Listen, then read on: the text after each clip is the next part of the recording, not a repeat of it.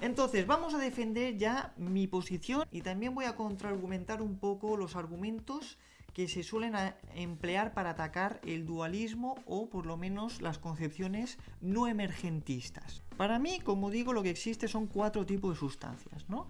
Las sensaciones, las emociones, las abstracciones y las intenciones. Lo que nosotros llamamos mente es simplemente los objetos o las entidades que no responden a las leyes físicas. Es decir, nosotros, por ejemplo, podemos imaginar un paisaje, ¿no? Podemos imaginar un paisaje en el que hayamos estado, es decir, recordarlo. ¿En qué se distingue el paisaje cuando tú estás enfrente y cuando tú lo estás recordando? Realmente en nada. Es lo mismo, es el mismo paisaje, está formado de lo mismo, de sensaciones. Pero ¿por qué a uno lo consideramos una cosa mental o psicológica y a otra lo consideramos una cosa física? Bueno, pues porque el paisaje mental realmente no cumple todas las leyes físicas, de hecho no cumple casi ninguna. Por ejemplo, en este paisaje mental yo podría imaginar pues que pasa cualquier cosa que no podría pasar en el mundo físico en principio, ¿no? Yo puedo imaginar, por ejemplo, que estoy viendo unas montañas y las montañas se elevan y contravienen la gravedad, por ejemplo, ¿no? Algo que no podría suceder en principio en el mundo físico. Entonces, dentro del tetralismo, la diferencia entre lo mental y lo físico es simplemente una diferencia que podríamos llamar operativista, es decir, de cómo operan los objetos dentro de cada uno de esos entornos de interacción, que podríamos llamarlo, ¿no? Estaría el entorno de interacción físico y el entorno de interacción psicológico. La única diferencia es que en cada uno de esos entornos hay unas ciertas leyes. Dentro del entorno de interacción físico, los objetos interactúan entre sí de acuerdo a las leyes físicas. Mientras que en el entorno de interacción psicológico no se seguirían esas leyes. Pero los objetos estarían compuestos de las mismas cosas, de sensaciones, abstracciones, emociones y demás. Sí que es verdad que las emociones, intenciones y abstracciones normalmente suelen estar más en el ámbito psicológico, pero, por ejemplo, cuando tú le asignas a otra persona emociones, realmente estás asignando emociones a una cosa que está fuera de ti, que no está dentro de tu conciencia. Bueno, aquí se le pueden hacer varias críticas desde el monismo, porque, claro, el monismo no tiene el problema de explicar cómo interactúan diferentes sustancias entre sí. Cómo interactuarían efectivamente en el dualismo la mente, la sustancia mental, con la sustancia física o material. Y en el tetralismo, cómo interactuarían las emociones con las abstracciones y con las sensaciones y las intenciones, ¿no? Bueno, esto es algo que no se puede explicar por lo pronto, pero el materialismo tampoco puede explicar la interacción entre la mente y el cuerpo. Entonces aquí se suelen hacer varios ataques al dualismo. Yo no soy dualista, como digo, pero sí que comparto ciertas posiciones del dualismo, ¿no? Por ejemplo, considero que lo psicológico no es resultado necesariamente de lo físico. Entonces aquí, por ejemplo, se cuestiona, ¿de dónde procede entonces lo psicológico? ¿De dónde procede lo mental si no es del cerebro? Si no es del sistema nervioso. Bueno, pues eso no lo puede responder el dualismo o las posiciones no emergentistas, pero es que tampoco lo puede responder convenientemente el emergentismo y el materialismo. Tampoco ellos pueden explicar cómo lo mental emana de lo físico. Simplemente te dicen que hay unas relaciones entre neuronas y de ahí emerge la mente. Pero ¿cómo emerge? ¿Cuál es el mecanismo de emergencia?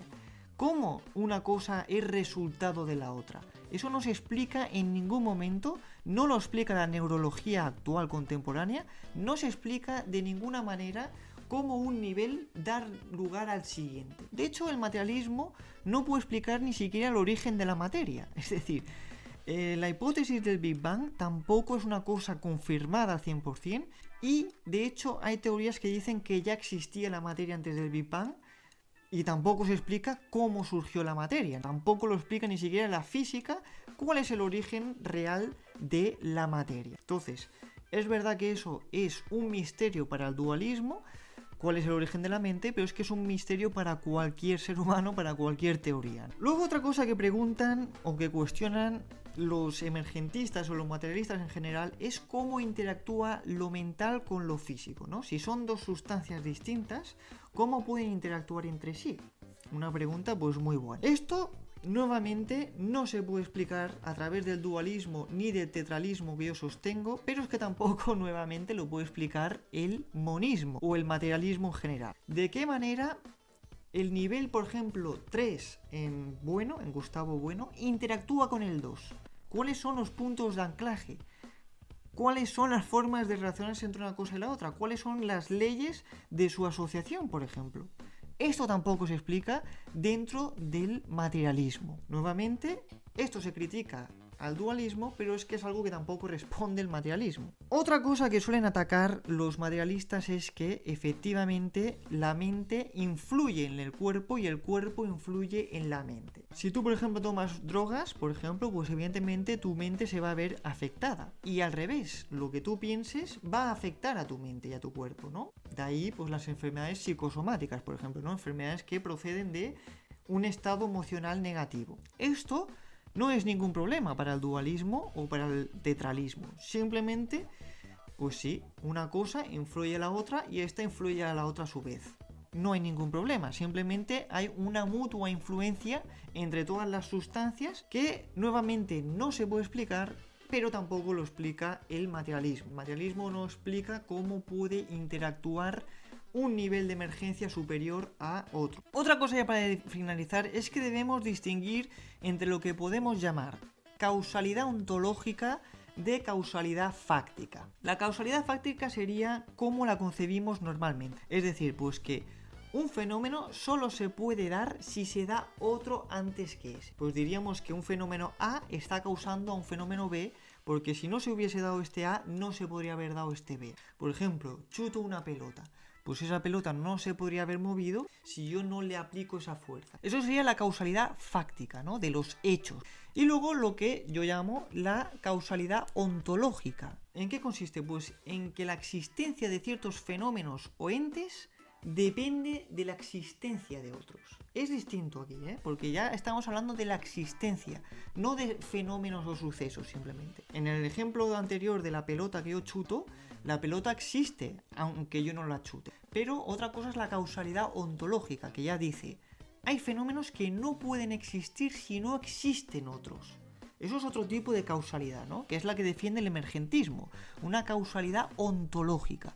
Solo puede existir lo mental si existe lo físico, que como hemos dicho es una falacia. Entonces, ¿esto por qué lo digo? Porque muchas veces se intenta demostrar que la mente es resultado de lo físico porque interactúan entre sí. Esto también es una falacia, no tiene ningún sentido. Que dos cosas interactúen entre sí y estén correlacionadas, que estén sincronizadas, porque es verdad que cada fenómeno mental se puede asociar a un fenómeno físico, están sincronizadas, no implica la causalidad ontológica. Que dos cosas se estén afectando mutuamente en tiempo real y estén sincronizadas no implica en absoluto que uno sea el resultado del otro, que uno no pueda existir sin el otro, simplemente interactúan. Por poner un ejemplo, vamos a imaginar dos nadadoras que hacen natación sincronizada. Imaginemos que una persona ha nacido en una piscina, ha pasado toda su vida en una piscina, digamos que no tiene, por ejemplo, pues experiencia del mundo exterior. Y esa persona ha visto que siempre esas dos nadadoras, siempre que llegan a la piscina, hacen los mismos movimientos exactamente, están totalmente sincronizados y luego se van. Y siempre que vienen hacen exactamente lo mismo y se van, ¿no? Entonces esa persona podría llegar a pensar, son una misma entidad.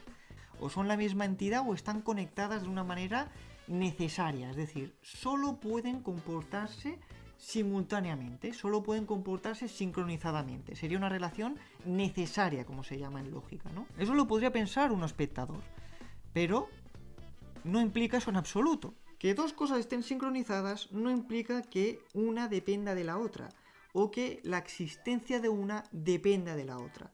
Dos nadadoras por estar sincronizadas no implica que los movimientos de una dependan de los de la otra o que la existencia de una nadadora dependa de la existencia de la otra. Entonces, bueno, pues se dan esas relaciones entre sustancias, ya sea que consideramos que hay dos o que hay cuatro. ¿Cómo se relacionan? Ya digo, es un misterio, pero lo es para cualquier teoría. La propia neurociencia no ha podido explicar cómo la mente emerge de la materia o cómo se relaciona realmente, cuál es el método, cuáles son los procesos a través de los cuales lo mental se ancla a lo físico. Esto no lo conocemos nadie. Y en fin, hasta aquí el vídeo de hoy. Deja tu buen like si te ha gustado, suscríbete al canal para hacerlo crecer, dale a la campanita para estar al tanto de los siguientes vídeos que voy a seguir subiendo y nos vemos en el siguiente vídeo.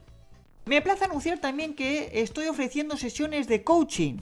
Yo tengo una titulación universitaria en coaching, también en filosofía. Para quien no lo sepa, el coaching es un método ideado para solucionar problemas psicológicos, existenciales y personales. En mis sesiones lo que ofrezco es la aplicación del método psiconuclear, un método de solución de problemas que he ideado yo mismo, en el que ofrezco una teoría general de la mente y en base a la misma cómo podemos intervenir en el sistema de creencias de la persona para identificar la idea raíz que está provocando tu malestar y a raíz de ahí sustituir esa creencia tóxica por su creencia opuesta, que es la creencia sana y que va a producir de manera inevitable que ese malestar desaparezca y se sustituya por un estado de bienestar. Si te interesa saber más sobre el método psiconuclear, te dejo un link en la descripción en la que tengo una serie de vídeos donde expongo este método. También voy a dejar escrito un artículo en mi blog personal